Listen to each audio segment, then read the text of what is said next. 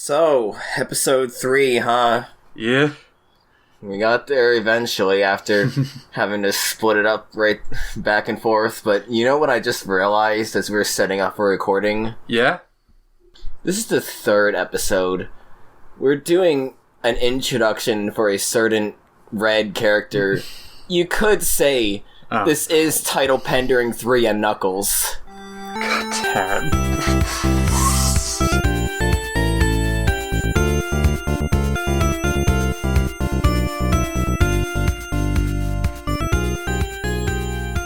God damn.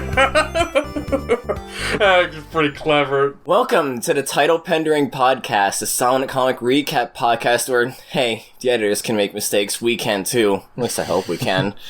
I am Camilla the Ant, and I'm joined by my very lovely partner, Vespa, the spiny anteater. Hello. As you heard from the top, this is episode 3, where we're going to be covering issues 11 through 17, because we realized last time, wait, maybe doing, 15 issues, maybe not doable over the course of 1 hour like I was shooting for runtime. But we're gonna do better this time. Yep.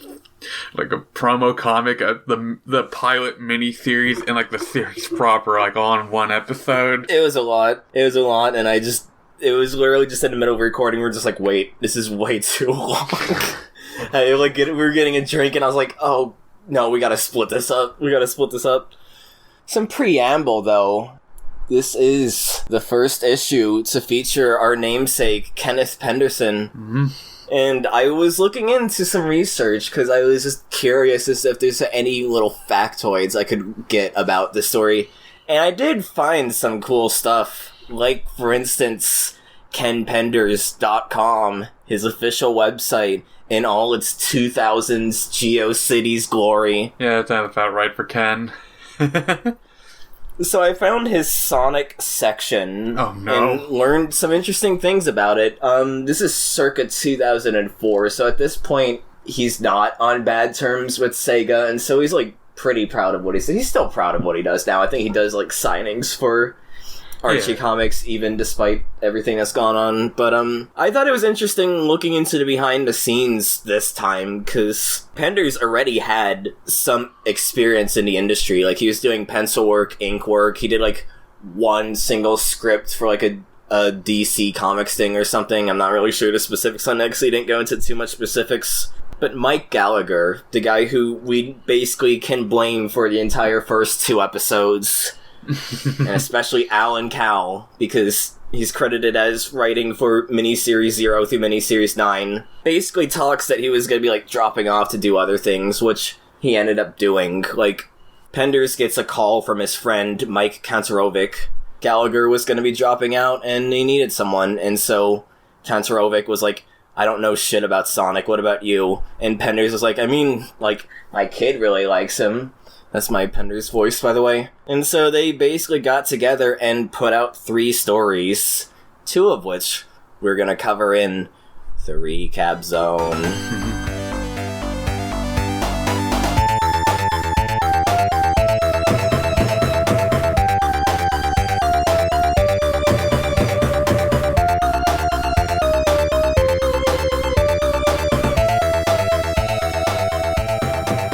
Issue 11, The Good, the Bad, and the Hedgehog. Okay. Just...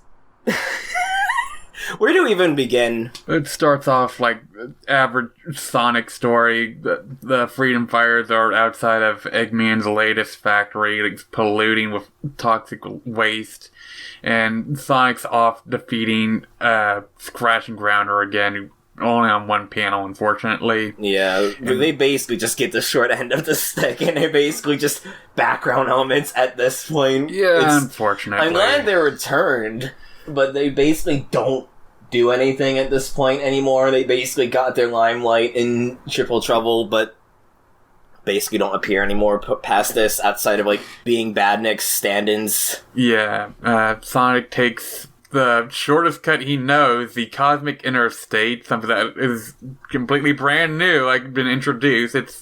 I basically described it as a multiversal set of roads, easy to get lost in, complete with references to old comics and older music, like The Shadow, which I knew nothing about. Superman. Yeah, Lois Lane, Penny Lane, Abby Lane, and Margot Lane. Yeah, Margot Lane is a character from, I believe, The Shadow, and had, like, their own radio thing. Yeah. It's basically just a lot of references that I'm just like, okay, I know the kids definitely don't get it, and the adults are not reading this. It's definitely just self-indulgence for the writers, which, you know, I get. I plan on doing a lot of that in my comics as well, so I get it. But it's Fair just enough. like... It was just so weird seeing so many references to, like, the Beatles all of a sudden. I was just like, what the hell? Why is there so much, like, old rock going on, you know? I don't know, like, the Beatles have nothing to do with this, like, story. Like, there's, like, a yellow submarine also in the background of one of the Cosmic Interstate scenes. And I was looking it up to try and, like, because I think this was part of why I was curious. And so, going back once again... to KenPenders.com. Born in the happy days of the 50s, Ken is very much a product of his times, having lived through JFK, the Beatles, Vietnam, Watergate, and the Reagan Revolution. And it goes on to a lot of his influences, such as Stan Lee, Jack Kirby. But it's just like, oh, like, I literally was thinking, like, when I was reading it, like, is Penders the one to blame for all the Beatles references? And it's like, it's a co-production, Probably. so I didn't think, like, I didn't want to just, like, make the man up to be a straw man and be like, oh yeah, Ken Penders, rah, Right. it's definitely him. But it's definitely him. Yeah. And he lists being into the Beatles in his website. Sonic goes into the multiverse because now we're just dealing with a fucking multiverse now. Yeah, long And before Sonic itself would actually have a multiverse-focused series, and before, like, multiverses were, like, a big thing outside of comic books. Yeah. And so he ends up in the wrong dimension, the opposite dimension, where Sonic is evil and Robotnik is a kindly veterinarian. It still looks like his regular eggplant. Yeah, he just looks like his regular evil self, but is, like, still a veterinarian, and also has a maternity ward for his animals. I don't... That terrifies me, the idea of Robotnik helping animals give birth. I don't know, it's just not a mental image I want to have. He also has a cosmic ray section. Like, they have, like, it's another one of those, like, background gag things, like X-ray, vid-ray, cosmic ray, maternity ward. It's so weird. It's so fucking weird. And so, yeah, we're in a universe with evil Sonic. We get a lot of more weird references, including fucking Song of the South. Wait, with what? Zippity Doodah. Oh, yeah, it was before, like... I know it was before all that discourse, but it was just actually insane to me seeing Zippity Doodah alongside a shit ton of Beatles references and also a Rolling Stones reference later, as well as a Bounty Towels reference. There's just so many references. Dumb little quips. More so than I felt like there was before, but I don't know. I guess it's just Ken trying to compensate for writing more gag stuff. Yeah. I could believe that, like, given, like, the quality of gags in, like, the first couple issues. Yeah. So Sonic encounters evil Sonic, and we get to see what all the evil freedom fighters look. They're basically all just leather-clad bikers. It's great. Sally has a fucking whip. Naturally. Naturally. And evil Sonic himself has, like, black shades and a black leather vest and black leather boots. So it's really good, fucking honestly. Goofy. I love it. I love it so much.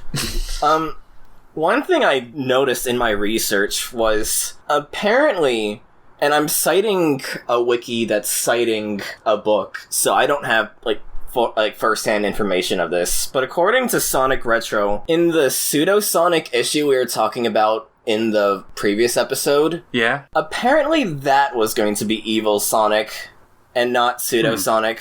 Huh.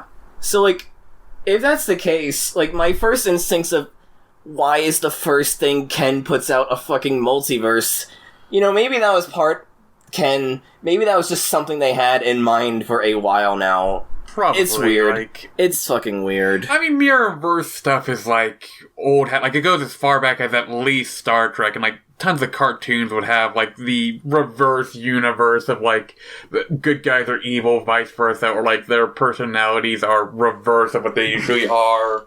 Like, for, like, this, like, first appearance of, like, the anti-Mobius, it feels like very, like, standard kids, like, kids mirror universe stuff. Like, all it's missing is, like, the classic evil goatee gag referencing Star Trek. Oh, yeah, definitely.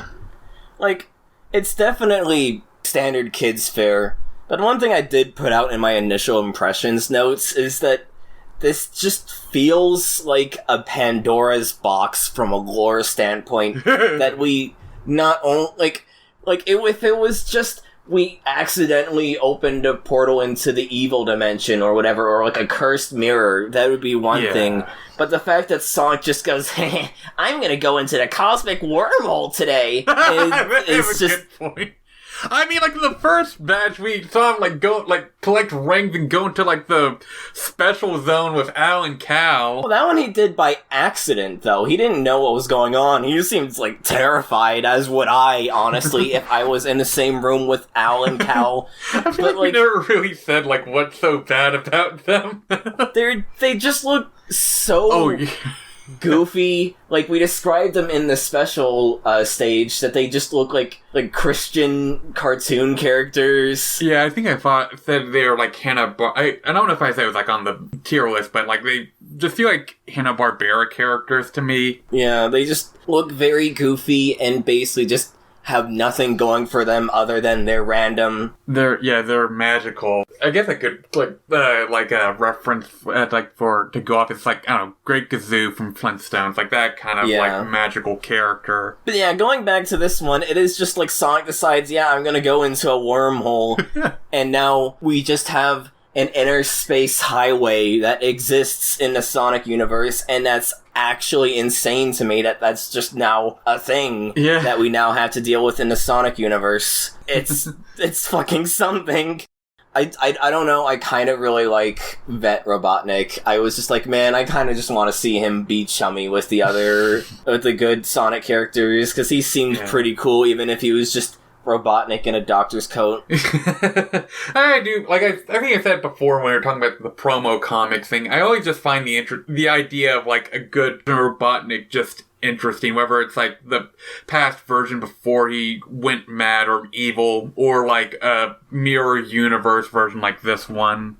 So, like, we only see him, like, for a bit, like, he's just, like, there to show that, like, oh, this ain't the normal Mobius, it's a reverse world. Yeah, definitely. It's an interesting story. Beat the Clock, the next story. Coconut straps everyone but Sonic to a bomb, and then Sonic has to go through a very harrowing maze to get back in time. It's your standard, it's not an actual maze, folks. It's like the restaurant menu maze for kids. Yeah, it's just a restaurant menu maze. It's really fucking silly. Like, if you literally are just, like, an adult reading these comics, your eyes will naturally just find a path, maybe hitting, like, one dead end, and then just immediately sliding into the path. Yeah, two things of note I found about this. One is the fact that, like, Coconut actually acts like his, like, adventure self. Like, he's the bottom of Robotnik's henchmen on, like, a list. And he wants to climb to the top by, like, strapping the Freedom Fighters to a bomb, and, like... And also the fact that, like, both in this this story and the last one, Sally's actively, interested in Sonic. Like, it's just, like, kiss him on the cheek, but still, like, I was just kind of surprised to see, like... It's a thing that just to notice with this batch of issues, like... I think Sally and Sonic might be dating, or it's like they're still kind of doing, like, will they, won't they thing. It's a weird, inconsistent back and forth, which we'll cover a bit later, because I do also have that in my notes. But, to elaborate more on the Sally being lovey-dovey for Sonic, there's, like, one joke that, Rotor asks, Sally, because he's like, oh, we're gonna die, so might as well. It was basically like, hey, where do we rank on your top 10 list, Sally? And Sally's like, sorry, boys. Sonic takes all 10 slots on my list, asterisk. And then you scroll down, and the asterisk goes from an editor comment that says, true. I forgot about that part. Yeah, that just made me fucking gag. Sonic unironic S in Sally's tier list? Yes, of course. I don't know, it's just weird that, like, we gone from, like, the I won't say I'm in love kind of relationship with them to, like, Sally being, like, his, like, I would say trophy girlfriend now. It's more like the, like, just satellite love interest in a sense with her now. Yeah. Yeah. At least for this issue. There was one thing I noticed when I was looking up research for this set of issues. Credits to either Mobius Encyclopedia or Sonic News Network, because they both, like, copy-paste these in their respective pages, so I don't know who came up with it first, but this is the first time that Sonic's spines are, like, actually closer to the, like, what we're used to. Not quite, but closer. Yeah. Like, they're still, like, they're drawn differently, but they don't have a line work separating his head, the back of his head, from the spines anymore. Yeah, I did notice that the art, like, looked a bit nicer. Like, it's, I think it's still the same artist as the last batch, but, like, it looked like there is, like, some improvement going on. Also, much less, color errors that I noticed. Yeah, there's still some color errors. I didn't point any of them out in my notes, but there are some ones in, like, the next issue that I did notice on my second pass-through reading.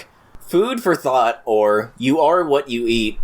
So, to give some extra context, when Ken Penders was signing up, they were basically given, like, hey, just submit ideas, just keep submitting ideas, and whatever we approve, then you guys can write as scripts. So Mike Kontarovic and Penders would just putting stuff out. So they had 3 ideas, like, presented to Sega at this point. One was The Good, the Bad, and the Hedgehog. One was Beat the Clock, and one was a story rejected by Sega, in which Sonic would face off against Mario. Oh, God. So, yeah, you know, Ken Penders was just like, let's just stoke the flames of Nintendo versus Sega right here. And honestly, I respect that of him. And so a Sega, like, licensing rep just said, like, no, we don't want to have Nintendo characters even as, like, a parody. Makes so that got rejected. And so instead, we got Food for Thought, or You Are What You Eat, in which it's Sonic's birthday, and after overeating a fuckload of chili dogs, and he gets food bloated, he goes to sleep and has a nightmare in which everyone is food, and Robotnik is just trying to cook people. Yeah, you know, he's also, like, a food human hybrid. He's like a burger. Like, Sonic is a chili dog, Sally is a sundae, Tails is fries, and it looks fucking terrifying. Like, the rest of them look like they're in mascot costumes, while Tails is like a fry box. It is fucking weird to look at. Robotnik is a burger, Coconuts is just completely unchanged because coconuts, and then Sonic gets sent to the grill because he screws up, but then wakes up because it's a dream, and then eats chili dogs again. Yeah. It's nothing. I don't know. It's a very standard, like, nightmare kid story kind of thing, you know. I wouldn't be surprised if they came up with it because the Mario story got rejected and they just needed one more to fill out the issue. Yeah, fair. I was reading the sonograms for this one. There's 2 sonograms that stood out for me because they're just fucking weird. Some answers that also stood out with me, but I just want to read to you 2 of them. From Mike Ziri from Springfield, Illinois. Dear Sonic, you are my second favorite freedom fighter. Tails is my first favorite. I really enjoy your comic. My favorite story is the Sonic Spinball issue. Can you have another Spinball story, please? I will now get back to Tails. I love the way he looks. He's just so cute. My favorite badnik is Crab Meat. I have a Sega Genesis. I have 3 Sonic games. They are, in order from favorite to not so great, Sonic Spinballs, Sonic the Hedgehog 2, and Sonic the Hedgehog. I want a Sega CD. The first game I would like to get would be Sonic CD. I wish Sega would make a game with Tails as the main character. I have a Nintendo. I hate Nintendo. On a scale to 1 to 10, Mario would rate a big 0. Sonic would rate a massive 10, being the best. I like issue 4 of the Sonic comic. I think Super Sonic is awesome. Could there be a Super Tails? I wish Tails would get his own series. Could he? Please? I have something to tell you, Sonic. I have viewed your cartoons. The Saturday morning episodes are marvelously awesome. I love Robotnik's voice. Good taste. Another issue I enjoyed is the Super Sonic issue. I really enjoyed a Tails story at the end. I can can never wait for your comic to come out, Sonic. I can't wait to get a series of Tails if there is going to be one. Well, I have to go. Tell Tails I think he is so cute and awesome. Also, tell the Freedom Fighters hi for me. Okay, always love you and adore you, Sonic. And then the fucking editor is just like, whoa! What a workout! After that letter, I gotta take a nap. That's definitely written by a kid. I can totally believe a kid would just, like, go on for, like, an entire page and talk about Sonic. But I just love that. About, like, the Nintendo. I hate Nintendo. I'm scared of Nintendo. I have a Nintendo. I hate Nintendo was the funniest shit ever. I can definitely believe that was a kid that wrote that, not like a kid orating to their parents or like going on like speech to text or something. It was cute to listen to. I just find it funny though, like how much like even like back then there was a lot of like people that loved Tails, like, you know, he was like the second banana. And then the next one from Matt Ensign from Fargo. I am just showing my pedigree of not knowing states. ND. I'm not much better about my... I've never been good at geography. ND state. I had to memorize all 50 states and their capitals in high school. God, I feel embarrassed for forgetting that. That's such an obvious one to remember. Yeah, all our North Dakotan listeners are just screaming at us right now. Anyway, Matt Ensign from Fargo, North Dakota. Dear Sonic, what is your favorite sport? Do you have a hobby? How old are you? Please make Robotnik's head fall off. What? Please tell me he has a big butt. Do you like rock and roll? I have about $3. How much money do you make? Yours truly, Matt Ensign from Fargo, North Dakota. That a child had written. It's like a kid writing to Santa, it feels like, when it's directed to Sonic, just makes me think, like, yeah, this was definitely, like, some, like, little, like, naive kid in the 90s. I just remember freaking out when I read, and I quote, please make Robotnik's head fall off. Please tell him he has a big butt. And then also, I have about $3. How much money do you have? The editor did not reply to this, by the way. They just put it in there. That bummed me out. I wanted to see what, like, response they would make as Sonic to that. I feel like the big butt comment is probably because Adventure is, like, makes a big deal about his ass a lot. Because, I'm trying to remember the name of the animator, just really loved Robotnik. Yeah, and then the one last thing I did put for the Sonic Grams for this one, before we move on to issue 12, is... You know, a lot of these questions in the write-ins are just like, hey, here's like 3 or 4 questions, can you answer them? And the one thing that just set my actuallys into hyperdrive was someone asking about, like, if Sonic's, like, ever seen with his shoes off and all that. That's fine. I noticed that one as well. Yeah, one person said, nobody's ever seen Sonic take his shoes off, and it's like... We saw it. And we will continue. We saw it in a previous issue in the Olympics. We saw his feet, Paul. We saw his feet, We will continue to see his feet in this patch, as well as in the cart. I know in Adventures, at least like one episode had it. And then the other one that also just set me into actualling is that they did just also confirm that Robotnik isn't a robot, and I'm just like, wait a minute, why is he like blowing sprockets and all that, and why is he constantly seen drinking like WD-40 as if it's alcohol, which is just a weird thing. Because he's like gross and evil, like, I guess. We haven't seen it here, but we'll see it later, and it's just a good point right now to bring it up. Why is Robotnik an alcoholic? Like, he is, like, seen multiple times with a bottle of, like, basically just whiskey, but it's just, like, WD-40 instead. Like, can you blame him, given, like, what he has to deal with on a daily basis between his, like, incompetent robot minions and the obnoxious blue hedgehog that drives him insane? Like, yeah. I'm kind of surprised that Robotnik is not an alcoholic, given how much stress he lives on a daily basis. Yeah, I never noticed that. 10W40. It's 10W40 that Robotnik drinks, and they make reference to it in a few stories. I just don't get it, honestly, why they keep having him just drinking whiskey. I mean, he's evil, so he drinks gross stuff, I guess. Like, Maybe he wants to be a robot. I don't know.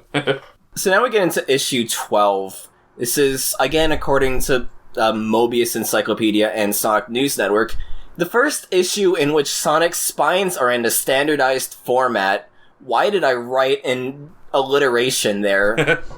But, like, what I mean is, like, he has, like, 3 sets of 2 spines is what they described it as, rather than having one dorsal fin row of 3. It's not as noticeable here, right? But it definitely gets much more noticeable as we change artists. And so it is interesting that, like, at this point, 12 issues in, Sonic's design finally looks like it's supposed to. And so we also have Scott Fulop joining the editor staff. As we'll note in the Sonicgrams, he's working alongside Victor Gorlix because Paul Castiglia is no longer going to be editing for us. And so I don't know what the editing process is. It's probably just like, it's probably like a director work kind of thing, you know, like with like Shonen Jump, I've always heard editors basically being like taking the stories, processing them, taking like, hey, like this needs to be changed and that and all that. So it's probably similar to that. I wouldn't be surprised if editor in the Archie Sonic context basically just means responds to the letters, which is why I was yelling at Paul earlier with the Sonicgrams. But speaking of Sonicgrams, one kid was like, hey, you should do a time travel story.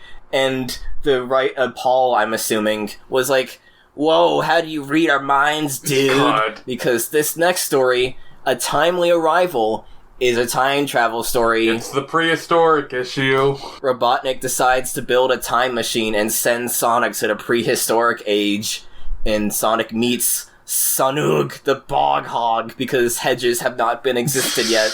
Been invented, yeah. I thought that was a weird little detail that kind of cracked me up. Also, we get to see Sanug's bare feet, which is just lovely. Yeah. Like, at least it's not, like, focused on, but still. It's weird seeing Sonic with, like, toes. Like, I'm just used to, like, the way that, like, Adventure Onwards does, where it's just, like, an oval. We also see Ivo Robotnik, who, for some reason, there's a joke in there that I liked where he basically answers to himself because robots haven't invented yet. But also he knows about robots despite them not being invented yet. I mean, that's just kind of like a typical gag thing. I know, it's just a gag, and I know I'm like overthinking dumb gags, but it just made me go, huh? At a later point, Sonic meets the other freedom fighters of the long past prehistoric age, and they're all too scared to go up there because they might get eaten or, like, hurt by Robotnik or whatever. And Sonic's like, oh, you gotta adapt, you gotta use your brains. And they go up and just have fun. And they're playing with the pigskin, which means that football was invented. Yeah. American football was invented at this point in the prehistoric age. Also, don't forget one of my favorite lines, like when they're playing football, Sally goes, I'll be right back, I'm going to invent the shovel. Yeah, I was just about to mention that. Sally just leaves to invent the shovel, which is like, I guess what? Sonic told her about the shovel for whatever reason. I like the idea that she just decides to go do that without even knowing what a shovel is, honestly. Also, well, like, the rest of Freedom Fire is basically just, like, the regular characters, like, with a caveman, like, I forget what you call it, like, the caveman clothes, whatever you want to say. Flintstones. Sonog has a white beard, which honestly makes him more look like he's like an old man, rather than like a caveman to me. Especially with the Christmas Carol, where we did get Old Man Sonic. A bunny's not there, which because honestly, it would have been really funny seeing like Cave Bunny, because it'd be either like her arm and legs are made out of stone, or she's just back to her Nesquik rabbit attire. It's nothing new. Like, in the last story, I don't think Bunny was in either, like, any of the stories at all, actually. Like, it's probably, I don't think this is the last time Bunny will not be featured in a Freedom Fighter, like, among the Freedom Fighters for whatever reason. One joke I did like, that we glossed over is that, like, Robotnik thinks, like, he defeated Sonic, and he does, like, a little dance and celebrating, and then it match cuts into the present day, where regular Robotnik is doing the exact same dance because he's thinking he's defeated Sonic, and honestly, I thought that was a really good joke. Yeah. Especially with Crab Meat being like, oh, you broke a rule, master. And then Robotnik is like, forget what you saw. And he's like, I can't. It's been burnt into my memory. And then he just destroys Crab Meat. Poor Crab Meat. Crab Meat, my beloved, honestly. To wrap it up, like, Sonic gets pulled back to the present day because, like, the Freedom Fighters got, like, his Eggman's time travel thing. They used the time machine to just make him go back, which is like, what? How does that work when it's like a beam you shoot to send someone into the past? Yeah, they just need to wrap up the story, I guess, and didn't think too much on it. And also, like, it ends off with Sonic, with the Freedom Fighters planting hedges. The past cave Freedom Fighters planting hedges. Yeah. And Sally's like, Salog, I guess, was like, hey, help me with this. And then Sonic was like, oh, great, I'm gonna have to thank that Sonic if he ever comes back. And then they're basically like, hey, write in if you want to see more of the prehistoric Sonic characters. And I'm like, no. They're not bad, but, like, I'd rather see more evil Sonic, honestly. Yeah, I don't know. Like, we saw, like, the kids probably, I guess, maybe like this thing, like, because they're kids. Like, it's just, like, a standard it's like cartoon tropes, yeah. Yeah. It's cartoon tropes, so of course it's gonna be like, hey, write in if you want to see more of these, like, tropes. Yeah. And I'm just at least glad they didn't lean hard on, like, the Unga Bunga caveman speak crap that always just drives me insane whenever they do whenever a cartoon does a caveman story. Yeah, I'm glad they didn't touch that either. And then the next two stories, I just did not care about. I know this is not the opinion zone, but I just thought the next two stories were just boring. We have the Bald-Headed Eagle, in which Sonic stumbles into Cyril the Bald-Headed Eagle, and he is actually bald-headed. He's an old guy, and he thinks he's the last living eagle on Mobius, and is basically, like, about to give up. And Sonic's like, you gotta fight the good fight. And he's like, okay. And then he just jumps off a cliff and, like, he's like, oh no, I can't fly. But then he, like, picks himself back up and they find, oh, the other eagles still exist. They were just in hiding. And then Robotnik tries to run them over with a mining device. And then they just run off a cliff. And it's like, Yeah, like, the vehicle they are on was too heavy and they fall off the cliff. And they imply, like, Cyrus, like, and the Eagles are gonna help with the Freedom Fighters. Like, it's a fine story. Like, it's a very quick story, though. One thing I did note about it is I wrote down, Penders, please stop introducing new characters. My tier list cannot handle this.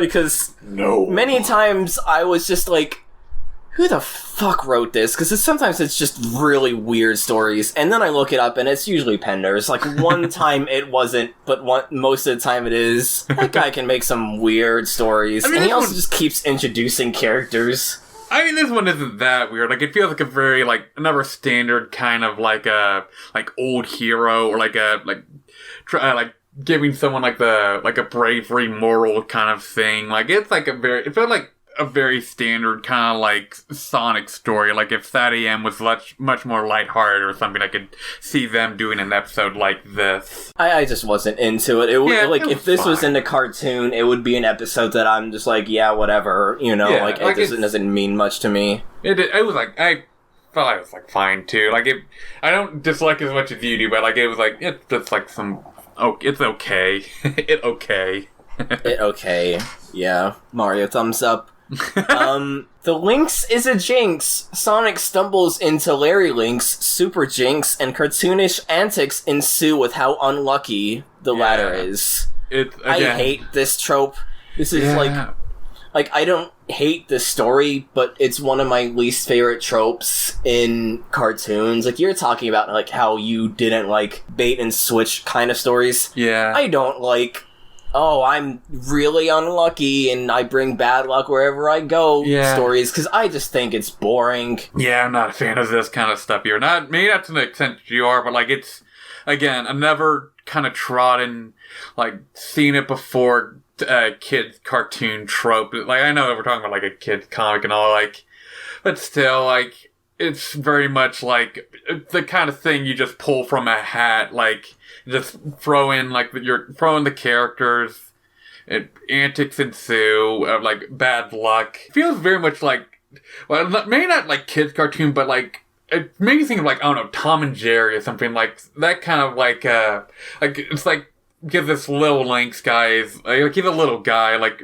kind of cute design, like very like kid, like I'm trying to get the right word for it, like just very like cartoon kid cartoon cat design, like very like small, like it's a little like cat. God, please. I would have. God damn it. No, I'm not. I'm keeping that in. You're gonna have to suffer. God damn it. I would have liked this story better if it was a Tom and Jerry bit, as you mentioned. Because if it was a Tom and Jerry bit, it would have just been more violent, and I would have found that funnier. Yeah. No interesting Sonicgrams this time, other than I noticed that they're no longer telling you to stop sending money to the mail, which made me sad, because I thought that was really funny how they kept doing it for like 5 issues. One kid asked who Antoine is, what race, and... No. One kid asked what Antoine is. Oh, okay. And they said he's a fox, and I'm like, is he a fox? I don't know. Oh yeah, also something I did note from like the Sonicgrams, like Chris Chidester, I don't know how you pronounce his last name, from California, mentioned that he's so excited for Sonic 3, but for some real excitement, bring in Robo-Sonic, Robo-Tails, and most of all, Knuckles the Echidna, and also says, like, thank Mobius he didn't roboticize Knuckles, for he's cool inside, but you have to look for it. It's on the first page. I didn't even see that! What the hell? Yeah, I just trying to kind of use the Robo-Sonic and Robo-Tails, whoever Robo-Tails is. I don't know, honestly. I found it kind of amusing. They use like that render of classic Sonic laughing for like the Sonicgram thing. Like now they have like a little like gag at the top of like the editors. Yeah, they have little like gag cartoons for each of the Sonicgrams now. They will later call these the off panel, which is interesting. But at this one, it is just basically an introduction to Scott, as mentioned at the top, taking over for editing, and so it's neat. Be a couple more gags like this in the next few issues of the Sonicgrams. Speaking of the next few issues, issue 13, the mighty appearance of Transonic. Because in the smoke cloud that Sonic makes as he's running, it's just the trans pride flag. Like, wait, actually, what? the trans. Like, look it up on the cover. It's literally just the trans pride flag, just like complete accident. Yeah, it does kind of like the trans pride colors. But fun facts for this one, going back once again to the Pender dimension. There was going to be a different cover for this one, and it was going to, as you would expect, tease the appearance of the new character, Knuckles the Echidna, as he makes his debut appearance in the Sonic Archie comic universe. I'll put it up for the YouTube version, but in the original sketch, it is Sonic and Tails looking around, feeling like they're being watched, whereas Knuckles the Echidna lurks on in the foreground. Whereas in the final version, it's just Sonic running in a raceway, and the smoke cloud he's kicking up just looks like the trans pride flag, which, wins by default, but, I love that. It's just like a hand, a fold up fist, like shaking at them, just like how the first page is. It doesn't even show his Knuckles, though. It doesn't really look like it's Knuckles. I guess maybe like you're trying to hide it. This island Hedgehog, which I was so confused as to the title. Yeah. According, once again, to the two fandom wikis, Mobius Encyclopedia and Sonic News Network, it's a reference to a 50s sci-fi movie titled This Island Earth. Yeah. Which is well known for being featured in Mystery Science Theater 3000, the movie. Yeah, I remember watching that, actually, since I'm a big Mystery Science Theater fan. I was trying to wrap my head around, because I know I've heard the phrase, this island blank, before, but I couldn't remember, what it was at first until I looked it up. Yeah, I had no idea, because I never grew up with MST. I was a Red Supre kid, as you were, but I wasn't also an MST kid. Fair. Introduction of Knuckles. Sonic and Tails investigate Angel Island and get accosted by Knuckles, who, as Vespa mentioned earlier, is basically just shown as a balled-up fist for the first part, but also, at one point, because this is basically just riffing on the beginning of Sonic 3, which is an interesting quote we'll read from in a second, Sonic and Tails are on the tornado as they're going to Angel Island, and then Knuckles shoots them down. With the unwelcome mat. I love that gag. He says he's gonna time to unroll out the unwelcome mat and actually shoots a fist with holding the unwelcome mat on it. I wasn't even focused on that joke. I was just thinking about how Knuckles has a rocket fist, and I was like, what? I guess because he's working with Robotnik, I guess. But it just cracks me up regardless. To quote Kenneth once more, the reason this particular story came into existence is that Sega wanted to promote its latest Sonic game cartridge, Sonic 3. That meant Mike and I had to incorporate elements from the game into the story, most of which are featured in Part 1. Part 2 was devoted to tying up all the loose ends and resolving the story on a somewhat upbeat note. Talking about incorporating elements from the game story, we do have Sonic just doing the Insta-Shield from 3, and it is just incredibly crowbarred in. It's just so awkward. Holy 16-bit graphics! I think I've just been covered by some sort of energy shield, which, it confused me because, I can't tell if he did the Insta-Shield or it's an elemental shield. But then it immediately wears off as him and Tails jump into the water to go into Hydro, how you want to say it, zone. Hydro City. Also, I did Excuse me. Whatever. I also did like... I'm just so tired of the fucking Hydro City debate. It's just another play the game shit lips moment, but it's also a QTE where it's press the button to hold on, and then it's too late. Maybe next time, as they get sunk into drowning, basically. I did also, before we pass by, I did like that they include a few bits from the first level. You can see on the one panel the Coconuts-esque Badnik in the background, and they're attacked by the mini boss from Angel Island, but colored differently. It's pretty cool how they were trying to adapt the story. Even if it did also feel like they just played the opening level, maybe got up to Hydro City, and then decided that was it. I mean, that's fair. For a promo comic, you don't want to spoil too much. And also, as a kid not growing up with the Genesis, did have this on Mega Collection that was about the farthest I saw as a kid. So it's probably what a lot of kids saw up to. But at the same time, Knuckles is the guardian of the Chaos Emerald. Oh yeah, that. Because it's just one Chaos Emerald and not the Master Emerald. And it's not a giant emerald either. It's just a singular. It's just a regular Chaos Emerald. Yeah, it's weird. Also just being resting on just a pile of rocks. Yeah, it's so weird. It's just on a pebble, a pile of rocks. It's really silly, honestly. Yeah, weird. Again, they probably didn't look that into the source material for the game and just threw something together for it. And then the rest of the story is just, Robotnik tricked me, and then they work together, beat Robotnik, and then leave. I love the panel when he realizes he's been fooled. I've been played for a sap, and nobody plays Knuckles for a sap and gets away with it. Poor. He also looks really goofy, too. Yeah, Knuckles looks a bit weird in this issue. I especially love his reaction to when he finds out that the Chaos Emerald is missing, but it just cracks me up given what is going to happen with Knuckles for the next decade or so for the poor bastard. You're going to be fooled so many times, my sweet summer echidna. It also does not end with a call to action to write into the Sonicgrams, but instead, a promise. Knuckles is going to return in another story. Is Knuckles friend or foe? Sonic and Tails would like to know. Check out upcoming issues for further details. And it makes sense, given this is Sonic 3, and from I've only really played Sonic 3 and Knuckles, but I remember it stops midway through that version, so Knuckles wouldn't be turned over in the games yet. So yeah. And speaking of Sonic and Knuckles, there is 2 more blurbs I want to leave you with before we go into the next story. I'll paraphrase this one a bit.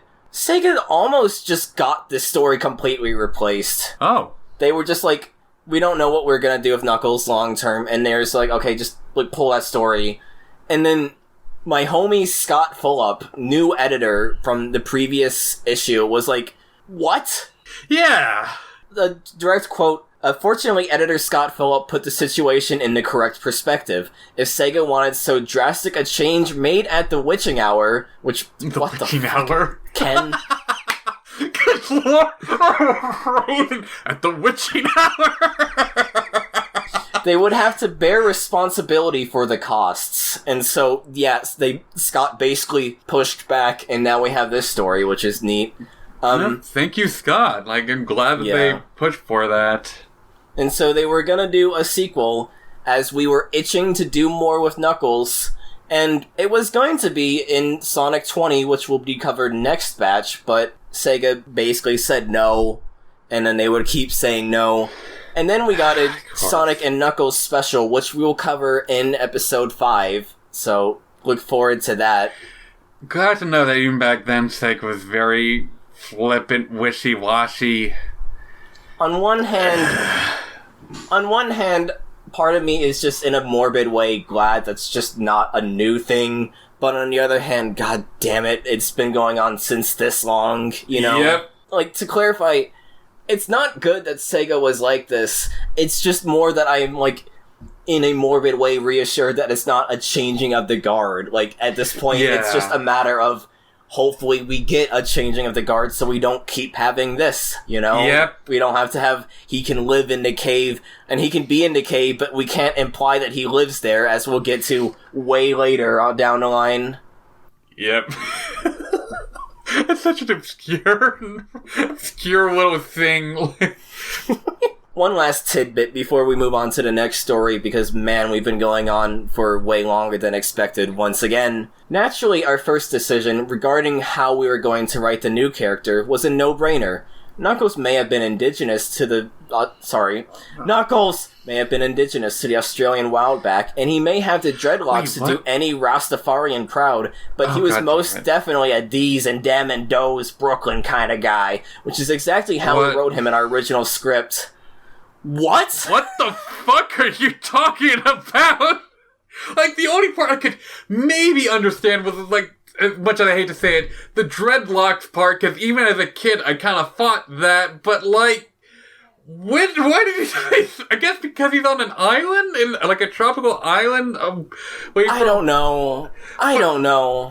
I was initially going to start this episode with reading that as the cold open, but I came up with the other one, like, on the spur of the moment before we hit record. But yeah, I just felt like I was having a stroke reading that, honestly, and I was just like, I need to share this with you. I don't blame you. And that was from Penders, right? Yeah, it's from kenpenders.com. Oh my...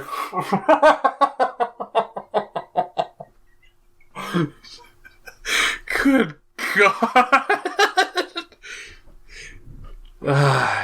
Space in your face. Robotnik builds the Robostorm, an orbital space weapon with the intent on firing its beam to roboticize everyone from space. Antoine is given the Express Guillotine, because they're making a statue of Antoine out of wood, and Sonic accidentally beheads it.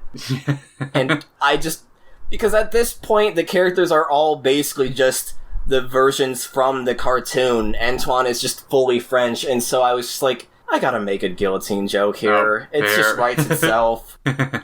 Fair enough. The Freedom Fighters end up infiltrating, stealing the ship, get chased by Robotnik on his backup ship, and have to make an emergency landing on the moon. But it's not just your ordinary moon, it is the moon Mercury. I don't know, it's just kind of a nothing story. It's just so weird how we started with, like, robot lizards and evil termites and robot Batmans, and now we have laser death ship being sent into space, and now we're going to the moon, and I was like, this just feels so different. I feel like I'm just on a completely different comic at this point, and that's something I'm just gonna feel concurrently with this, like, these 20 issues we've read. Agreed. But yeah, like, it is... There's two bits that I did want to bring up. One is the fact, like, as they're flying free space, someone brings up, Tails mentioned, like, that I guess it's Tails, who, like, he's trapped in a giant gumball machine because of all the plants around, and someone else goes, those gumballs are 100 moons in the orbit of our planet. So, why does Mobius have 100 moons? And they don't look like moons, they just look like planets, so that's something. I don't know. I don't know. They're just making a dumb joke, I guess. Also, there was one, like, running gag that kind of made me chuckle, is, like, since the ship that the Freedom Fighter stole is in the likeness of Robotnik, Robotnik's, like, giving chase in another ship, and has to keep looking away as Snively has to attack the Robotnik ship because he can't bear to look at something, like, getting destroyed of his own likeness. Robotnik's ship turns into a mecha in the likeness of Robotnik to further hammer that in. And so Rule of Threes, they make a mush effigy of Robotnik, tricking him into, like, leaving the ship to worship it. And then they just leave Robotnik and Snively stranded on the moon, because the other ship, they had to land on the moon because they're running out of fuel. And so they basically just leave Robotnik and Snively on the moon with no way of getting back. And then they just reset the status quo next issue. This is the second issue, however, in which Rotor really wants that goop, though. Oh yeah, we didn't bring that up in the first one. In the first one, for some reason, Rotor comments on how he thinks the toxic sludge might taste good. And then in this one, the muck from the moon, Muckury. Or maybe the sludge from the previous issue. Oh, maybe. He just makes into, like, sludge pancakes, and everyone's like, what is wrong with you, Rotor? That's disgusting. And I'm just like, are you having a stroke, Rotor? Are you okay? It's because big guy, funny, like, fat. I'm assuming, like, it feels like a fat joke thing. Like, I don't know. Like, it just feels like something that, like, the kind of logic you would expect from this kind of, like, era of humor. Anything of note that you want to bring up from the Sonic Rams? Because I at least want to say, like, they have another, like, gag with the editors, and they have Knuckles on the side, like, it's the two editors fighting each other, like, over who goofed, and Knuckles on the side with, like, a render from, like, the games going, fight! With his arm raised up, kind of cracked me up. I love how you asked if I had anything I wanted to say, and then just said the one thing I was gonna point out right after before I could even say it. I thought you had read the letters. Shit, sorry. No, I mean, I read the letters too. There's, like, a lot of more kids soliciting OCs. None of them was as funny as Freddy the Fox. One of them was a robot named, like, X-Vigor or something, which was weird. One thing I did notice is that they talk about the Sonic air hockey game that Sega was gonna make, and I'm like, is that a thing that came out? Because I don't know about that. I think I might have actually heard about that. Like, that was like a scrap game, like, around, like, the same time, like, Extreme was, like, probably in development. I think I do remember seeing images of, like, I think it was, like, SatAM, Sonic, and Robotnik doing air hockey. Like, it probably was, like, a mini-game for, like, the SatAM, like, tie-in game they had in mind. Yeah, I don't know. I was just so confused on Sonic air hockey game that I never heard of. It was probably, like, a magazine thing, like one picture on one page of, like, a video game magazine. As you mentioned, they forgot to credit the authors for the bomb story, and so Paul and Scott are beating the shit out of each other, and it's just really funny. Oh yeah, one last thing before we leave this issue. This Island Hedgehog was dedicated to Jack Kirby. Oh yeah. Like a major part of, like, comics, like, back in the day, like, the creator of the New Gods, DC as well as Darkseid, if I recall correctly. I'm not a DC historian as much as I love them, but, like, I know he's, like, a very important figure to comics. I was gonna mention that, but I did forget, and so we'll leave off this issue and move on to the next one with Just one last quote from kenpenders.com because it is relevant. It's not a nightmare one, it's just relevant to the situation. Okay. It immediately follows the Knuckles Brooklyn accent thing, so it is a bit of a nightmare, but it does get more heartwarming afterwards. Okay. This decision was made all the more poignant when starting to construct the actual script. We learned about the passing of Jack Kirby, who was not only one of the greatest comic book creators ever, but also one of the seminal influences upon Mike and myself. Without hesitation, we both agreed to dedicate this particular story in memory of Jack. Aww. R.I.P. King Kirby. Rest in peace. Issue 14, Tails' Taste of Power. Issue 14, Tails' Taste of Power. Tails eats a fruit from the Mobian Tree of Wisdom after trying to fill in for Sonic at Rotor's greenhouse. I wrote down a few jokes, like, yo ho ho, Tails took a bite of gum gum, and oh no, Tails committed the original sin, now he's gonna be cast out of Knothole. God. Also sexy kissy plants, cause Sonic is being wrapped up by a romance flower or something at the very start. It's really weird. Yeah, I hate the flowers design so much. It looks so weird. And then Tails eats the fruit from the tree of good and evil and becomes obnoxiously smart and verbose, which I jokingly wrote down as Tails has become Tim Buckley. Because at one point, there's literally just one point where he starts speaking so much that it crowds the panel.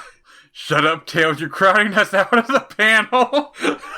I feel like I'm going to get a lot of use out of that panel in particular as we go along the comics. Tails tries to confront Robotnik, but then we find out that the wisdom fruit only lasts one day, and then so he becomes dumb, and then Robotnik captures him, and then Sonic gaslights Robotnik into thinking the metal that Tails made for himself is actually a bomb, because Tails made it so that it could not be picked up by the scanners for Robotnik, and so he saves the day by gaslighting Robotnik.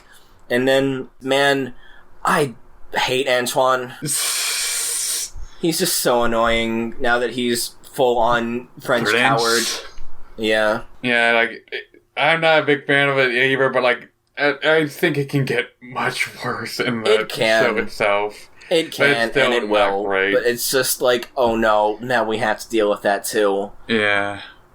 He might become the first unironic F, or at least the first F of a character that isn't a joke character. Yeah, I don't know. I didn't dislike it, or for at least me, I didn't hate him that much. It probably just helps, he's not voiced since it's a comic, so we don't have to listen to... He still speaks in his French accent, they dialect it. Yeah, it's just that it's more the voice that, that I associate with him from the cartoon really gets on my nerves even more than just, reading the French accent. Next story. Do-it-yourself Sonic. Ken and Mike are on vacation, and as such, Sonic challenges the readers to fill in the word bubbles and sound effects, and the prizes are subscriptions to the comic, and as we'll learn when the winners are announced, signed prints, which are neat, autographed prints. The story is basically nothing. Sonic and Tails just get attacked by Robotnik when they're just trying to fish, dude. Yeah. It's gonna be interesting, because me and Vespa are gonna have our go at this for this episode's special zone. It's gonna be a bit of a nightmare. I literally asked for this, too, at one point in one of the previous episodes when I was just joking about how they should have let us just write in dialogue for Sonic. And then we got to here, and I was like, oh, they're actually letting us write in dialogue for Sonic.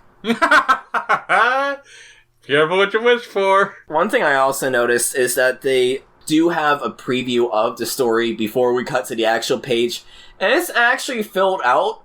You can tell the story was titled A Whale of a Tale, and it actually had dialogue. I really was curious, and I couldn't find anything, unfortunately, but I really was curious as to if they had the story, couldn't think much of it, and then decided to just turn it into a contest rather than scrapping it. Probably. I can believe that. Which would have been funny, honestly. And then we get to the final issue. God. Girls just want to have fun. Girls just want to have fun. Eggman is playing with very sexist, deliberately so, defective freedom fighter action figures. I think one of them literally says, "My place is in the kitchen." Yeah, Bunny says, "My place is in the kitchen," and Sally says, "Math is hard." Which is so weird because they made reference to that earlier and we were fine with it. But anyway, a Robotnik hatches a plan to capture the girls because they're weak and girls, and makes a shopping mall to capture them in, which they then decide to go to anyway because girls do be shopping. But then they quickly and easily dispatch a Robotnik and his minions to show girl power, because it's just that kind of story. It's just a don't underestimate girls story, and I'm glad they have this kind of story in there, but it's still just frustrating to read because it's just a boring trope, even if it has a good message at the end of it. Yeah. I don't have much to say for this one. There was one thing I wanted to note, because they make a lot of weirdly feminist puns as they're beating up Robotnik and his goons, and then they reprogram the action figures. Oh yeah, somehow. You've been bad boys, but you can have your toys back anyway. And then Bunny says, "We've made a few political corrections," and I'm just like, what the fuck? So dumb. I did like the idea that Robotnik was just playing with figures of the Freedom Fighters and then hid that from Snively. Like, it's such an easy joke, but it was pretty funny. Yeah, it reminds me of fucking Spaceballs. And then Sonic is clipping coupons to go to the Mobius Mall to get Genesis cartridges, and then they make a joke about, oh, girls be shopping, but it's the girls saying that about men this time, and it's like, Sonicgrams, off-panel. Angelo DeCesar, the writer for The Bold-Headed Eagle, is banging on the door to beat the shit out of Scott and Paul because they accidentally credited Penders and Kontarovic instead, which is just fucking hilarious that they just accidentally credited the wrong people. After messing up and forgetting to credit people previously. I at least appreciate they acknowledge these, like, slip-ups and give the proper credit afterwards as well. And then we do have confirmation that they do think you need 100 rings to go supersonic. It was like, what? It's so weird. Any, males that you, that caught your eye? I have a favorite comic, 10. The Nerbs were cute. I don't think they should be called nerds. Thank you, Alethea Barnes. No game for taste in children, I suppose. So anyway, that moves us on to issue 15. This was the one to pull ahead a bit into, like, a mini opinion zone. I did not care for issue 15. I thought it was fucking boring. I didn't care about any of the stories in here. There is one interesting fact that does lead into why I think the stories are boring, is that this is basically a bunch of filler, or at least some of it is filler, because this was not the original issue 15. Oh? I'm gonna blow your fucking mind, Vespa, because again, I researched way too much into this. Thank you, though. I'm always down to learn more about the comic. The original issue 15 was going to be the further schemes of Dr. Ivo Robotnik, a special all bad guys issue, and was going to feature a story titled A Day in the Life of Dr. Ivo Robotnik. God, that bums me out. This might not be my favorite Robotnik. I still kind of would have loved to seen that, because it's just fun, like, reading Robotnik stuff, and, like, he's still, like, that guy, like, fun kind of, like, super villain mustache twirling personality in this. We do have the sketches for A Day in the Life of Dr. Ivo Robotnik of the story itself, not just the cover. Some of it might be lost media, though, unfortunately, because it's on the Wayback Machine on the funny old Ken Penders website, but, like, two of the images are not archived. God damn it. We have most of it archived, and so we'll take a look at it for the special zone alongside the DIY Sonic issue, but unfortunately, we don't have some of the pages. Rockin' the Bot, Sonic rescues a magical frog, which gives him 3 magical stones as a reward. One lets him leap very high, one gives him super strength, and one lets him become elastic. Sonic, confused and doubtful, does not pay attention to what the frog is saying, and then when accosted by Robotnik, he mixes them up in cartoonish fashion, trying to figure out which one does which. I did not write down notes for this. It is just a boring, honestly. It's just a boring story. I don't think there's any Sonic Rams this issue, unfortunately. There is not, which further just cements that I did not care for issue 15. Yeah, fair. The second story... What's the big idea? It's Rotor making an invention, and everyone's wondering what it could be. There's the implication that he exploded a cow when he was trying to make carbonated milkshakes. Or how he's inventing peanut butter and jelly sandwiches, and it's treated like he made a massive fuck-up. Oh, I didn't, understand what that was about. I didn't either. He puts, the peanut butter on top of the top bread or something, and that might have been the mistake he makes, but it's also just they're just treating him inventing the PB&J as if it's some batshit insane thing, which honestly, given the goop pancakes, I wouldn't doubt. I just wrote down, Rotor's probably just jacking off in his room and everyone thinks he's inventing something. And it turns out, he made the thermos. A thermos. He invented the thermos and everyone thinks it's dumb. Fuck you. It's just stupid. Animal magnetism. Robotnik's hey, that girl's a robot. Let's use magnets.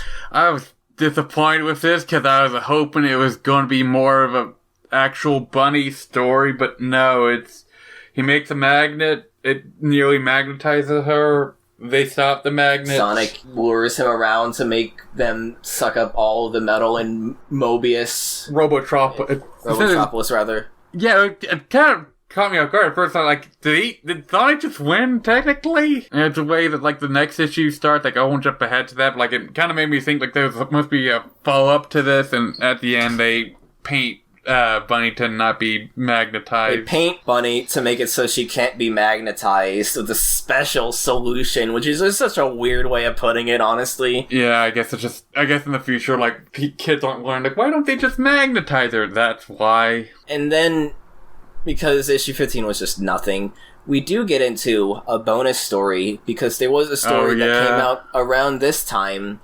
titled What's Old is Newt Again, which did not come out at the initial time of publishing, but when they were making the Sonic Archives trades, they did find the story and then did, touch it up. So, while it's not canon, as we'll see as we go on, it's an interesting story. Robotnik is basically pulling ideas for, hey, how do we defeat Sonic? And then the mighty return of the Universe Salamander, as he's hey, let me fight Sonic again. Yeah. So you were wrong. He didn't die. Despite the last shot of him being stomped on, somehow he's back and also not a robot anymore. Yeah, he got de-roboticized, but then is also still wanting to fight Sonic, which is really weird. Yeah, what's also weird to me about it is he's sentient now. When we saw him before he got roboticized, he was just going ook. Ook, as salamanders are known to do. But it's weird to me. He is still loyal to Robotnik for some reason. It's still alive. Yeah. And then they roboticize him again, sick him on the Freedom Fighters, which, one interesting thing of note is that you can tell this came out around this time specifically, because at this point, they finally get their coordination with the cartoon, because Sally is finally brown-furred. Yeah, but though she's still... It was kind of something weird to me, because, she's brown-furred, but it looks like the... kind of black hair. It looks kind of like her pink design. Yeah, it's not fully there, and it might have just been something done in post, because they did talk about, touching this up for the archive, but... Yeah, it's interesting finally seeing brown-furred Sally. Universe Salamander kicks Sonic into the desert, which he meets an ant that tells him to just run in circles, getting bigger and bigger circles until he finds where he's meant to be. That was weird. Yeah, I don't get it either. Cut back to the other Freedom Fighters. Rotor gets the size gun from the roboticizer from all the way back into issue 3, meaning they didn't forget about that. They didn't just forget about that and then have Snively reinvent the shrink ray. Then they use it on the Universe Salamander, but then the Universe Salamander grows bigger instead because Robotnik installs an FX flip device, which uses antimatter to reverse energy fields and a bunch of scientific jargon to basically say you use the shrink function and it becomes a grow function on the Universe Salamander. But they kick Bunny into orbit and she goes, "Eeyach!" And I thought that was really funny. Bunny also, when told to get out of the way of Rotor when he's using the shrink ray on the Universe Salamander, says Roger says rabbit. So and it's dumb. Really stupid. Universe Salamander's about to step on them. He's like, "Oh, I'm gonna kick you into a pile of dust bunnies." Sally says that... I did again. Bunny says, "I'll resemble that remark because she's a bunny." Do you get it? Honestly, with how basic Bunny's and Sally's personalities are at this point, I don't blame you for getting them mixed up.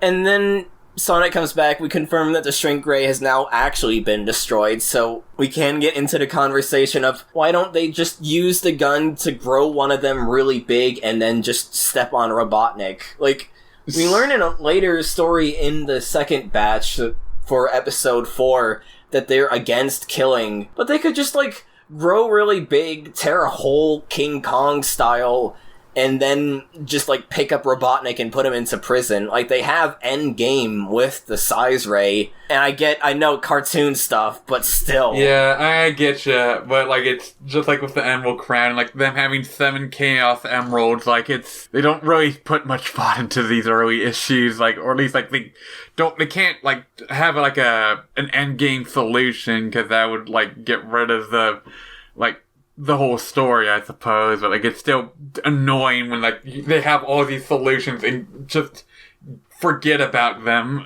until it's relevant. Yeah. And so Sally and Rotor try and go down to figure out a solution in which Sally pulls out something she mail-ordered, being a Nicole 7000 robot, meaning this would have been the introduction of Nicole from Sad AM into the story. But I'll get into this like when we're done talking about the story, but like this was a weird story to read through for me. Yeah.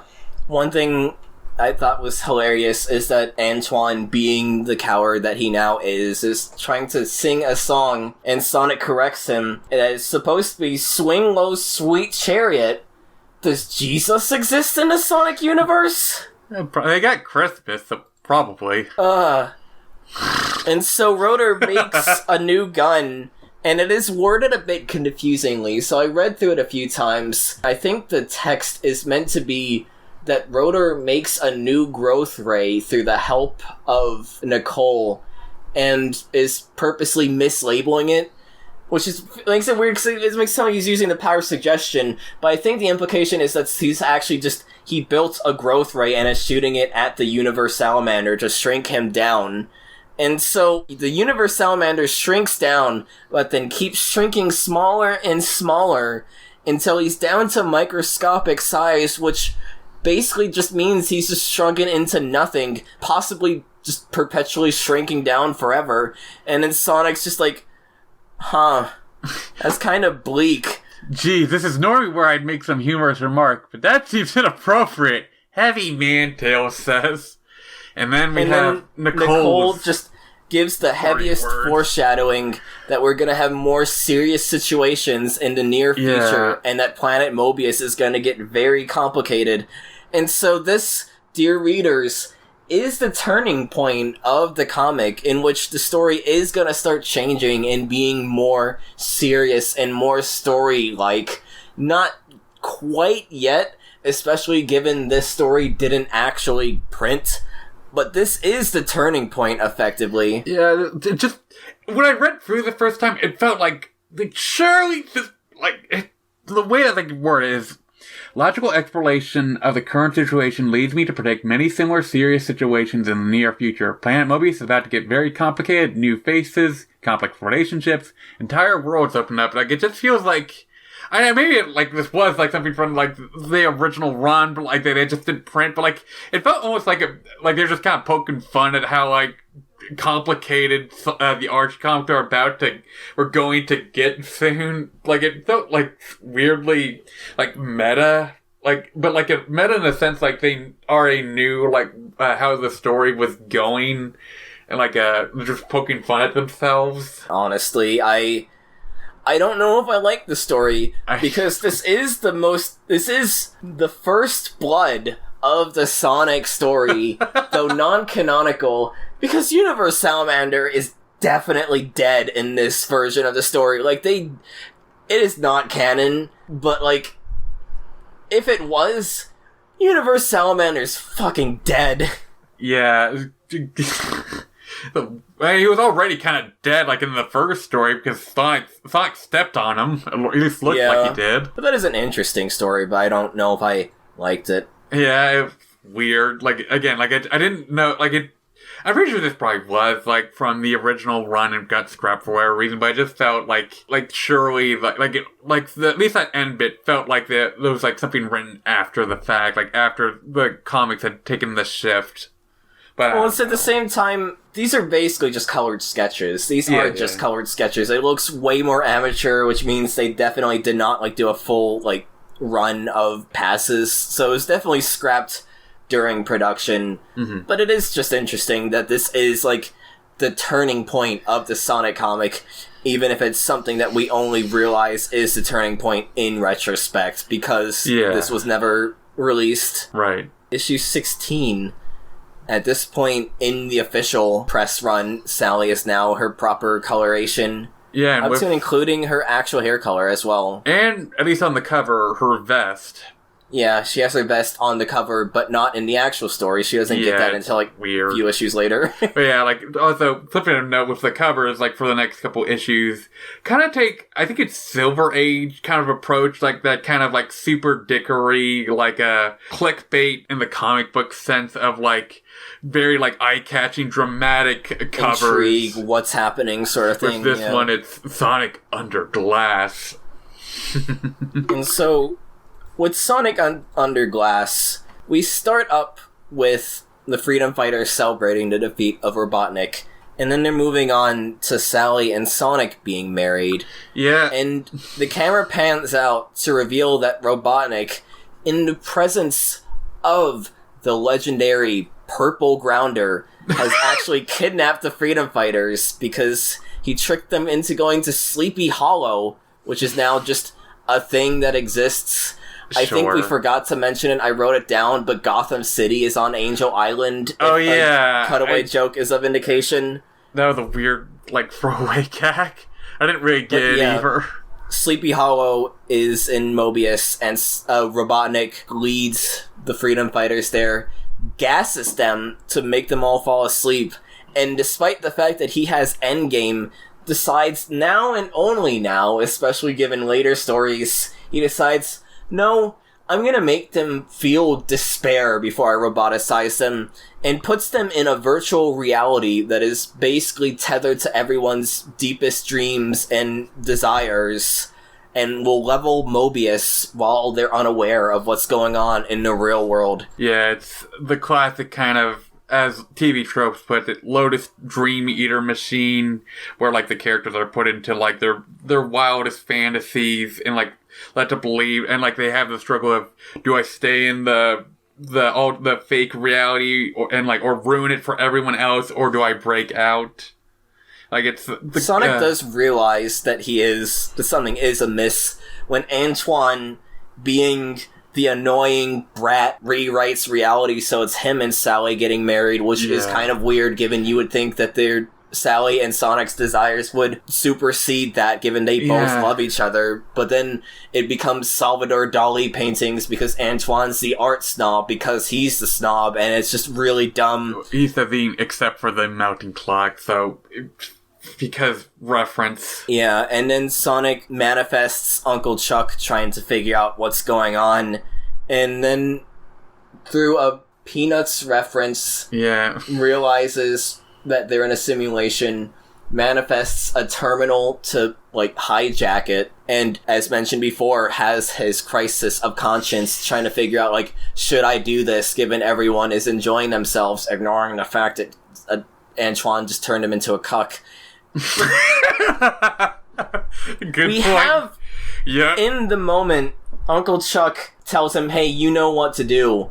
And in that moment, you see, in behind Uncle Chuck is horizontal and vertical. I don't get it either. Just to further cement, oh, this is weird, this is not right, and all that. And when I saw that, I actually screamed in the voice call I was in, scaring my girlfriend. I was in that call too, and I got freaked out because I didn't know what it was at first, but like after a minute or so, like, oh shit, is she at the point when those two show up for a cameo? It's just a nightmare. I was not expecting them to actually return, but then they did. It's like a one-panel appearance. Sonic gets 3D glasses as he reroutes all the steamrollers to go and level the base instead, and Eggman panics as Sonic frees the Freedom Fighters, who then lay waste to the badniks inside the base, including Yellow Grounder. As Yellow Grounder. And Sonic declares that he'll save his uncle yet, and this time for real. It's a weird story. I like stories like this. I do like Lotus Dream Eater tropes, but the fact that Al and Cal came back just gave me a heart attack. Like, I feel like there's just...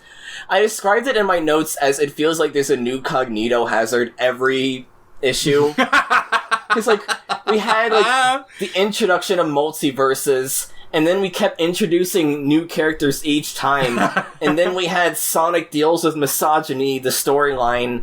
We also had the weird Sonic turns into food one as well, and then this. And so it was just the weirdest batch we've read thus far, honestly. I'm on the same page as you, kind of. Like, I like these kind of stories, like, even if it is, like, a cliche, I do like the whole, like... I was about to mention it, for the man who has everything Superman story, like that kind of story of, do I, like, break the reality where I have, like, all that I want, or do I return to my own?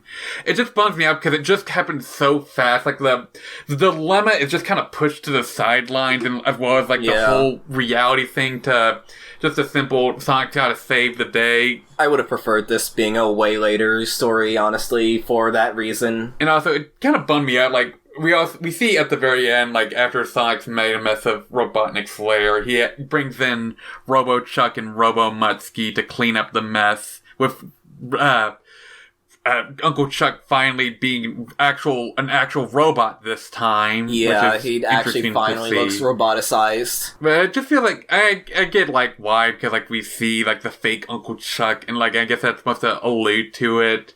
But I don't know, I like this premise. I just don't think that, like, they kind of just rush through it. Yeah, absolutely. It's definitely rushed. Mm-hmm. The man from Hedgehog. Robotnik suspects a spy is amongst us, and the rest of the story is just slapstick jokes in which Robotnik tries to find the mole after a joke about literally finding a mole, and it's just a bunch of slapstick jokes that are just kind of boring. I did like the punchline, though, in which the reason there was, like, spying going on at Robotnik's base is because Robotnik has a wheel that helps him decide his evil plans, and it's revealed that there's actually a camera underneath the wheel the whole time that was picking up audio. I actually thought that was a pretty good joke. I didn't really... Smile, you're on candid camera and all that. I thought it was a pretty good joke, honestly. I thought that was pretty funny, even if the rest of the issue was kind of underwhelming. Also, there's some weird reference humor, like, the owls are not what they seem, which I believe is a Twin Peaks reference for all the children that loved some Twin Peaks as a kid. I did kind of like the gag, like a one-armed bandit reference to slot machine, that the return of Reno Botnik with the SWAT bots as the slots. Yeah, for some reason, Sonic and Sally... I know it's because they, know about the plans, but it's like Sonic and Sally just decide to go to the casino and they're dressed to the nines. It's like, what? Yeah, it says, welcome vacationing freedom fighters on when they arrive at the Renobotnik. I didn't much care for the story, but I did think the punchline was pretty funny. Yeah, at the end, it's revealed that they have, a secret intelligence headquarters. Don't ask, don't tell. Isn't that... That's a thing with, the army, right? With, I've heard that before, but, is that the thing about, homosexuality in the army? Maybe? I don't know, and honestly, I'm too scared to check. That's what I was thinking. I feel like I've heard that before, and I saw this, I was like, the fuck? Why is that there? I know why, because it's an innocent little, secret, spy joke, but, I'm pretty sure that's... Yeah, that's about, the military policy about, homosexuality. Ugh. Don't worry about it. We have Trans Sonic, we have our allies. I think it's just... I don't think they, meant anything by Sonic it. ain't a snitch. But, it's a fucking weird joke. It ends with a fucking... I'd say fucking... a Tootsie Pop. How many licks did it take to get the sound of a Tootsie Pop? Or let's say Lollipop, and then the owl goes, that information, my dear boy, is classified. But, Toots. Yeah. In the Sonic realms, we finally have confirmation that Sonic is 15, but we also have confirmation that the reason Tails has 2 tails is because Antoine gave one of them to him, because we never see Antoine's tail. So he just gave his spare tail to Tails, and that's absolutely stupid, but I love it. Sure, Archie, go with that. They didn't confirm that they didn't have any resources, as we were suspecting, for the cartoon, and that's why Sally is finally, matching the cartoon appearance.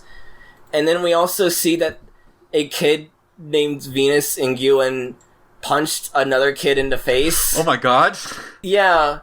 And now everyone calls them Sonic, and the person writing the response said, I think they should call you Knuckles, and then talk about how you should not punch people unless it's Robotnik.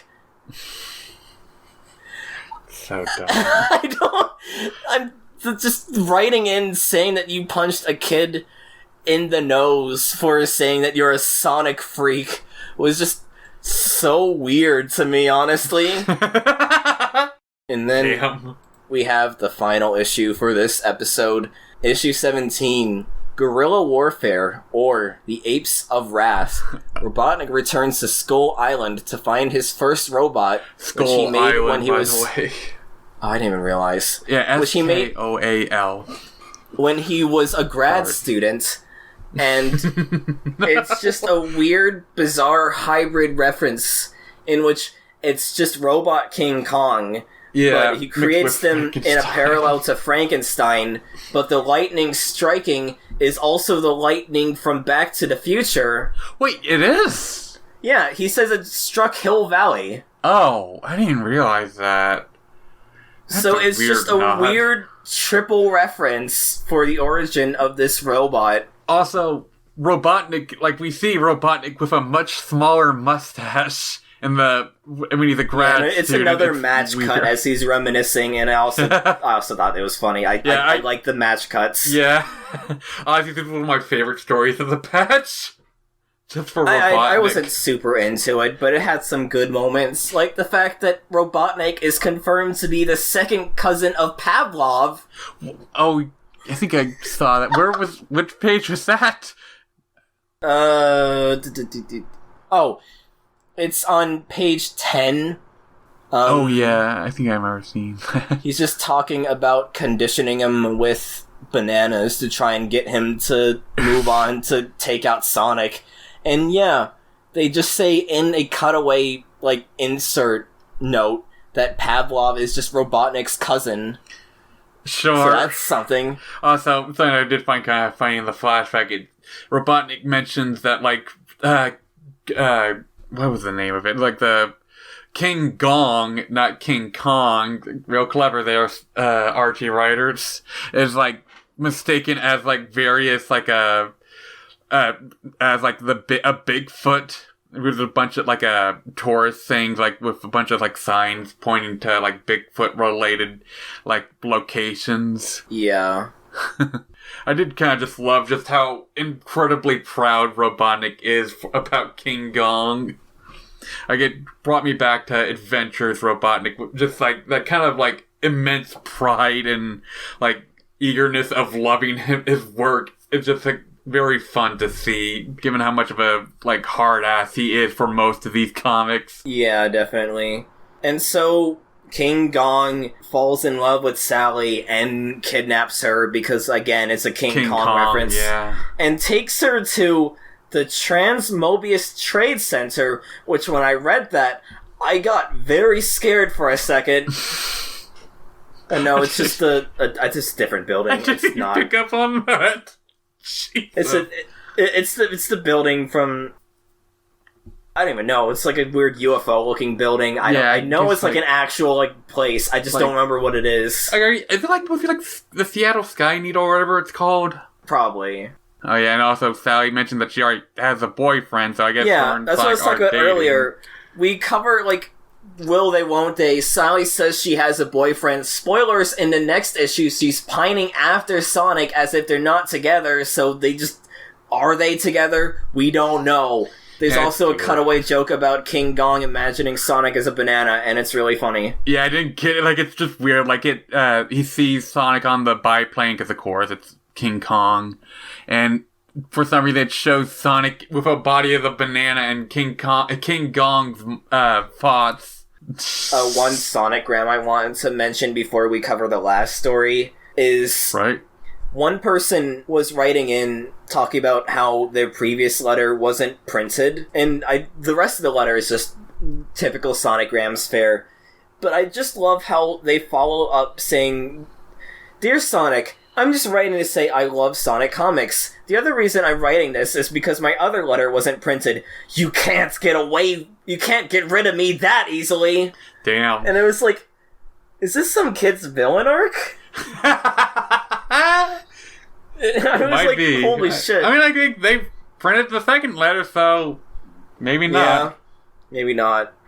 But then we get into the final story of the episode. First star I see tonight, Princess Sally's Crusade. It is a solo story featuring Princess Sally. She's doing the loves me not thing, pulling petals, musing on her love of Sonic, and how she had a very busy childhood as a princess, and how things changed because of Robotnik capturing Mobotropolis, as we'll later learn, overnight, and dubbing it Robotropolis. She doesn't know where her father is, but that gets interrupted with something falling out of the sky.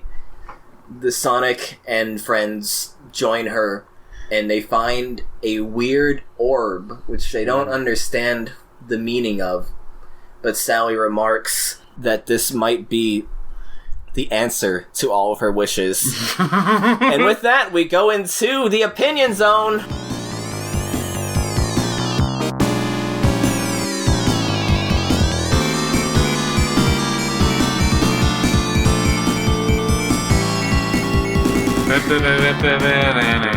Also, one last thing about the issue that I thought was kind of cute, and like the Sonic art is part of the comic of the last issue we read. It's like a kid had sent like a drawing of like the Freedom Fighters, and the Lynx guy from I forget the name of him, like the Lynx guy from earlier, along with them. Like, that was cute. I like that. Like, it was a nice little... There's some really cute art in these batches, honestly. Yeah, Opinion Zone. Opinion Zone. I kind of enjoyed this batch, even though we're still in, like, the early, like, comedy, wacky stuff. Like, we're just, like, as, like, we talked about with the Universe Salamander story, we're starting to shift into the more dramatic side of, the Sonic comics. I was a bit more mixed on it, mainly just in a sense of there's some really high highs, but then also, like I said, 2 of the issues were just really boring, honestly. Definitely fair. I liked the time travel one in issue 12, but the other two stories I did not care about for issue 12, and I just did not like issue 15 at all. I just thought it was really boring. Agreed on issue 15. It's interesting, though, as I alluded to, this is the turning point of the comic, because we are going to get into what everyone knows the comic for, of being more serious, more serialized, and way weirder. But, like, right now, as we're currently in, to put it pretentiously, the death throes of the Archie-style writing, as Ken Penders moves in and starts slowly changing what the Sonic comic is. It's just okay. Yeah, it's just okay. Yeah, it's a, like, sort of a start. Like, there is definitely, there's still, like, the, like, goofy gag stories every now and then, like the stupid Rotor invention thing. But, like, it does feel like there's more of a focus on, like, telling a story and, like, actually having some amount of stakes and drama to the, like, evil plan of the day from Robotnik. Yeah, and we're finally starting to introduce reoccurring characters other than just Robotnik and Snively. I'm glad we still have Crabmeat, my beloved. I'm glad he's still appearing at this point in the story. That makes me really happy. It is kind of interesting seeing Snively appear a bit more as, like, as usually in, like, the place of what Crabmeat probably would have been in the early issues. Again, probably, like, synergy with the cartoon. What's interesting about that is that Crabmeat is still part of there, so it is Crabmeat and Snively as his, like, second in command for both of them. Yeah, and I thought that was kind of interesting. I thought they were just gonna full-on cut Crabmeat, but the fact that they're keeping both of them, I actually thought was pretty cool. Yeah, we do see Robotnik getting a bit more, like, serious and, like, putting, like, having, like, a bit more of an edge against the heroes, and, like, Sonic having to... Also, not all plans are pretty much solved by Sonic spin dashing / buzzsawing through the problem. Like, he has to... Like, there at least, like, is a bit more thought put into how he beats Robotnik, at least, which is nice to see, I suppose. It felt like pretty much every story was like, and then Sonic buzzsaws the problem away. Yeah, he's got to use his sonic speed to get rid of the problem, and it is just kind of repetitive, which I did not mind when I was reading it. It was just like the journey rather than the destination, but I get why that would just be tiring, especially given what we're quickly approaching, where things are going to actually have different solutions other than he go fast and the robot die. Also, I feel like the Freedom Fighters barely had even less of not less of an appearance, but, like, for the most part, less, like, importance in these issues. Like, they are always still kind of focused on Sonic, but it feels like they're just kind of there for Sonic. They're, like, alongside him. Especially with just how Sally's handled, with them pushing her more as, like, Sonic's girlfriend, quote unquote, since, like, it's still kind of, like, wishy-washy on if they're actually dating or if they're just pining after each other. Yeah, there's definitely seeds being planted in place of very clear favoritism amongst the characters of the Freedom Fighters. Yeah. Like, Tails has basically nothing. Bunny, as you mentioned, doesn't even appear sometimes. Yeah. Meanwhile, we have Sally basically getting a lot of almost, like, Sonic-level billing. Yeah, I guess it makes sense since she's, like, a princess, and I imagine, like, the cartoon probably helped, like, increase her popularity, and, like, she was at least the first, like, the only female character, so I imagine a lot of kids probably, like, gravitated to her, especially girls, like, since she's, like, the only, like I said, only female character, like, and I know at least in the cartoon, like, she's not as much of a, like, girl character as she is in this, like, girlfriend character. Like I said, fine set of issues. Like, there were some stories that got some good laughs out of me, like the King Gong one and even, like, the stupid Magic Frog one. Like, I thought was kind of funny. But, like, yeah, like you said, like, very fine set of issues. Like, I put them over, like, the last batch of, like, the series proper. Because at least they felt a bit more interesting to me. I would put these ones below the first batch, mainly just because growing pains. Yeah, it's fair, like fair. JoJo Stardust Crusaders. Stardust Crusaders introduces stands, but at this point, the stands basically mean nothing. Like, Avdol just has, I shoot fire out of my bird, and, like, Polnareff just has, I have a lance. Like, the stands just do not get batshit insane like they do in later parts. And so, while it's the foundational part of the shift in the direction for JoJo, there's still a lot of growing pains of having to get adjusted to the new style. And so, nuclear take from me, I don't think Stardust Crusaders is all that good. It has its moments, especially the Jotaro versus Dio fight. But I just did not like Stardust Crusaders upon reflection.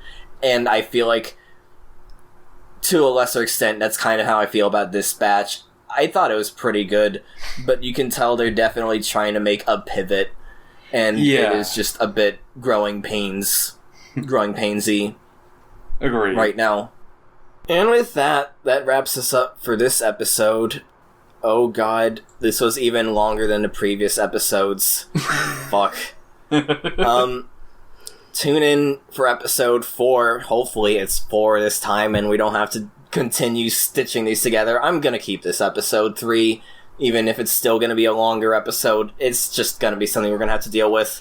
Yeah. But tune in with episode 4 when we have to deal with weddings, death, and a new mini-series. But until then, stay pendering, penderheads. Gotta juice.